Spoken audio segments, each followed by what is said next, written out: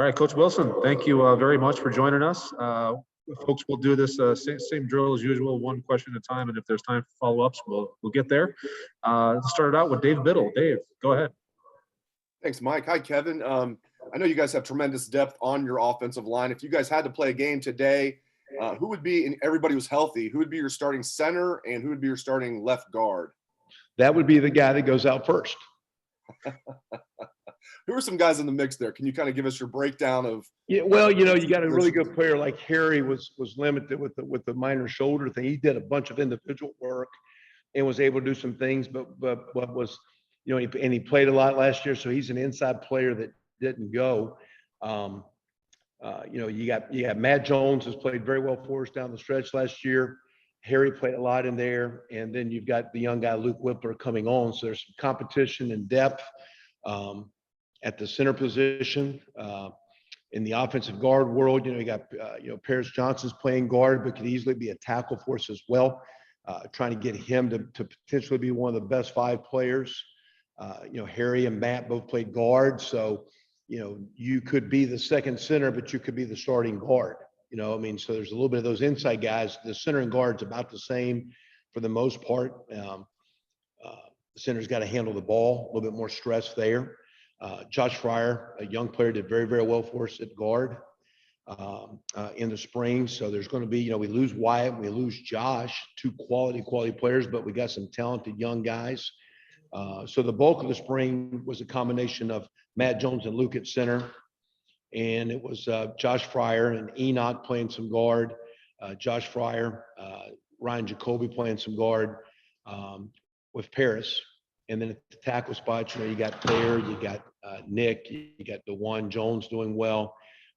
You got the young players in Zen, Ben Chrisman, Grant Toutant. So there's a lot of competition. And you're going to need about 8 guys that you can win with. Again, like I think I said this earlier, but when we play in the national championship team, I think the guy that won the Remington Award wasn't playing, and the backup center had to play well enough for our opponent to win. And that's what we're going to need. We're going to need, more. We got some depth. More than anything, hopefully we have some great competition, great camaraderie. Thought Stud did a great job of those guys this spring. Thought they had an awesome spring. I think it's one of the better units of our football team. Thank you, Coach. All righty, well, let's go next to Tim May from Letterman Row. Thank you very much, Mike. I was wondering, Kevin, as you watch TreVeyon Henderson, just specifically him, I know all those running backs are competing and stuff, but as you reviewed the tape of him through the spring, what just jumped out at you about him? And do you see him clearly playing a role this fall? Yeah, again, I think if we go through a summer and he continues to develop and enhance and stay healthy, but continue to get stronger from a durability standpoint, we did a fair amount of contact. I thought Coach Day was very, very smart and in the back and forth of when it was tackle days and when it wasn't, how much was shoulder pad practice and how much was a lot of perimeter and passing and all that. So I think our team did a lot of contact, and it was a physical spring. I thought Ryan did a great job of having the balance to keep the guys fresh. So now you got a young freshman, and these next we're getting ready to take about a 2-week break here. Guys get back here middle of May, and they'll get on a 6-week run with a Memorial and 4th of July break, and then a July run. And what you're trying to do there in that period, Tim, is not only get stronger, not only get faster, not only get in shape, but you're trying to get your body, you're trying to get your mind, and you're trying to get your soul hard enough to be a great practice player every Tuesday, Wednesday. And I think for a guy like TreVeyon as a young player, he's going to be talented enough to have a role. That role will be enhanced like all these players we're talking about with their durability and their dependability, and their body holds up. I thought TreVeyon was very good with the football, which most running backs are that are talented like him, but he really impressed me as a young player stepping up in pass pro, taking on some of our linebackers and the blitz pickup periods that we did. And he caught the ball you saw in the spring game very well out of the backfield. So for a young player that sometimes it takes a lot of time to get really good at pass protection, to get really good at route running. For a young player, he handled some of those things very well starting out. Not a lot on his plate yet, but he handled it well, and he's a talented player, and he should have a positive role. And as always, we're talking about the line, you're going to need really about 3 backs that can play championship football for us. So we're going to need, combination of him and Master and Mayan and Marcus Crowley, Steel Chambers, Evan Pryor, we're going to need 3 or 4 of those cats to play high end for us this year. Your soul, huh? That's interesting. You got to get your soul right, man, to come up there every day with the right kind of spirit to practice now. You know what I'm saying? Yeah. You always have a good soul, Tim. Now, all I great know. players have, and it's not the soul of their feet. They have a great soul internally to get your mind and body hard to play championship football. Great players, great teams, great players, great practice teams. And they do it on Tuesdays and Wednesdays. And what we're getting ready to go through right now is to get ourselves ready to be a great Tuesday, Wednesday teams on Saturdays. We can play the way our fans and the way we expect to play. Thanks, man. Thank you. All righty, next up, Austin Ward, Letterman Row. Kevin, what made G. Scott a candidate for you at tight end? Well, it came from he. I think he and his dad had thought about it, and with his size, I would kind of joke around a year ago when he showed up, like, hey, you keep, put an extra patty on that cheeseburger there and make it a double, and we can make you a tight end real quick here. He's going to run routes well. He was limited with the hamstring injury. It wasn't major, but did limit some practice. I'd love to have had him on the field a little bit more. So he's going to need a great summer, but his skill set in the passing game will be well. And it's our ability to help him understand and physically gain some weight and strength. It's going to be a developmental process. He'll be at some point as we start August, and we'll see how we can enhance and use his skill to complement the position and complement the offense. And then it'll evolve through the fall, next off season, and next year that because again, we're basically asking these guys to play a little bit of left tackle and a little bit of wide receiver. He will be very comfortable in the receiving game and the matchups there, but we don't want him to go on the field and always be a guy that now we're throwing the ball because he's in the game. He needs to be very competent in the blocking game, and we'll be very smart in trying to develop him, but also put him in matchups where he can gain confidence in the schemes and the plays that are called and the formations that he's in, play to his strengths. But over time, hopefully he'll get strong enough and big enough to, right now he's in the low 220s. So we'll need to get him hopefully by 30-ish, 32, 35 by the fall. And maybe a year from now, 40 couple, where he's a 240, 45 pound guy and be a much more complete player. Thanks, Excited to have him though. Hey, we'll go next to Bill Rabinowitz, Columbus Dispatch. Hi, Kevin. What did you see out of the quarterbacks this spring that was encouraging, and what did you see that needs to improve before any of them are ready for the fall?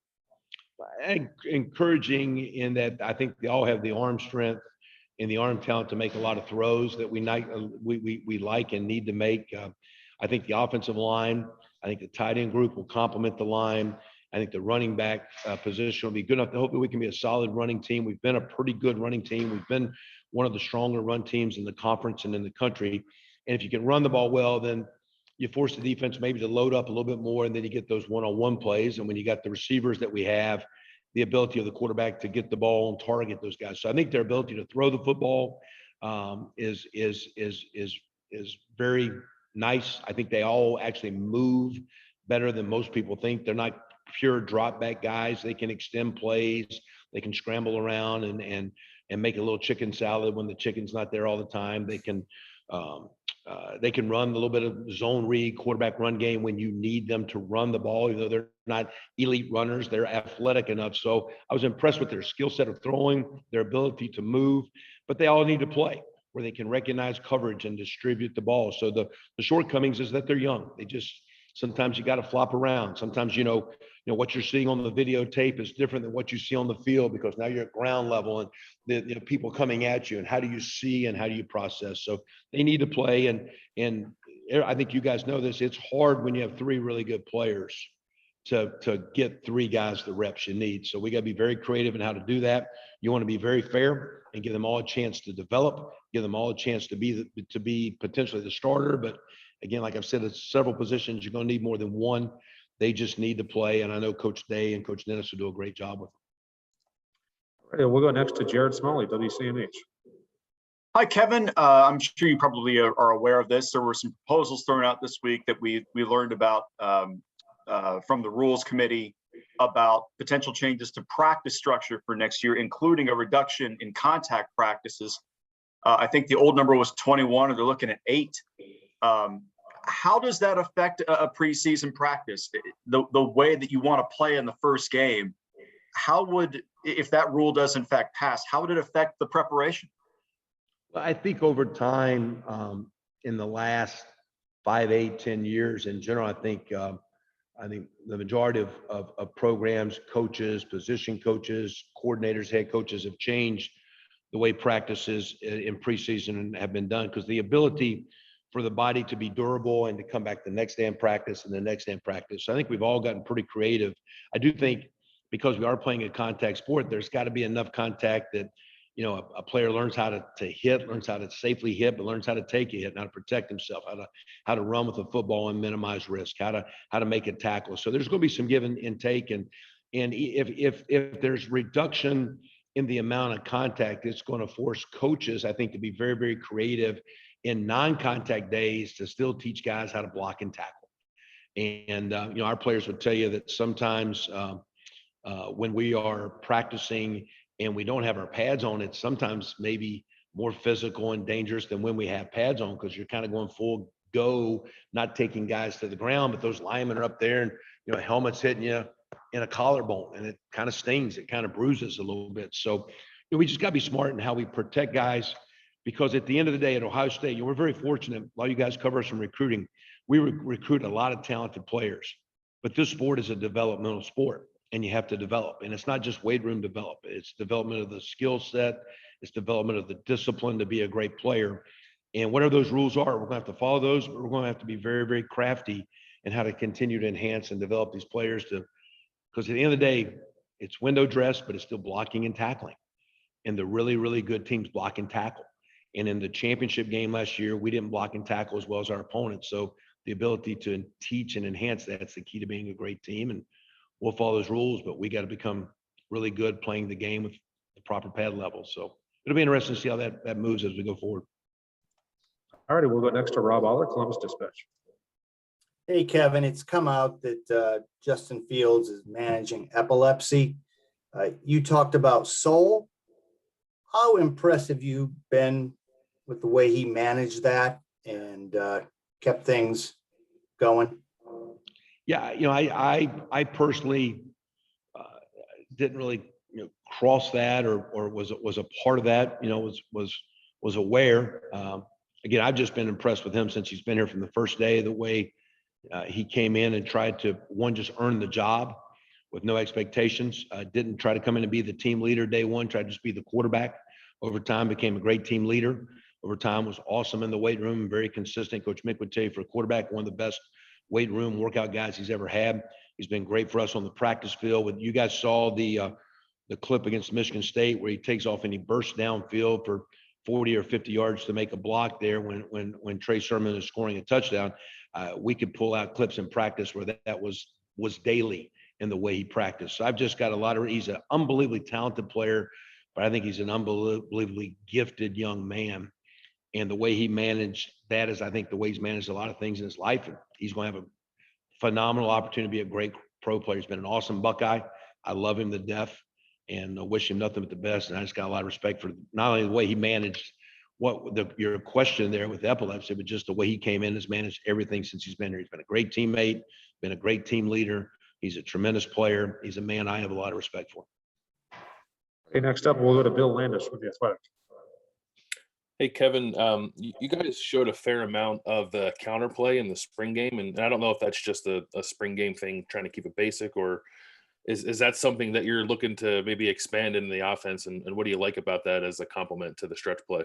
Well, I know the one site draws up our plays a lot, and I just felt in looking at it, they hadn't done the counter in a while, so I thought the summer would be a great project so they could tweak their visios and their deals, and just really thought it would be a phenomenal deal for the summer guys, because they couldn't copy and paste, Bill, just the previous stuff. They actually had to draw some new things, had to really do a little bit more research.